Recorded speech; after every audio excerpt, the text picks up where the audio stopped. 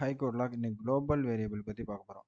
இது வந்து நார்மலாக ஒரு குளோபல் ஸ்கோப். இது வந்து ஒரு ஃபங்க்ஷனுக்குள்ளே இருக்கிறது லோக்கல் ஸ்கோப். அதாவது ஃபங்க்ஷன்ஸ்குள்ளே ஒரு வேரியபிள் டிக்ளேர் பண்ணால் அது லோக்கல் வேரியபிள். ஃபங்க்ஷனுக்கு வெளியில் ஒரு ஒரு வேரியபிள் டிக்ளேர் பண்ணால் அது குளோபல் வேரியபிள். அந்த குளோபல் வேரியபிள் இங்கே ஆக்சஸ் பண்ண முடியும். பட் ஒரு ஃபங்க்ஷனுக்குள்ளே ஆக்சஸ் பண்ணணும்னா நம்ம அதுக்கு குளோபல் கீவேர்டு யூஸ் பண்ணணும். அதான் லாஜிக். இப்போ பாருங்கள், எக்ஸிக்யூட் பண்ணுறேன் கூட.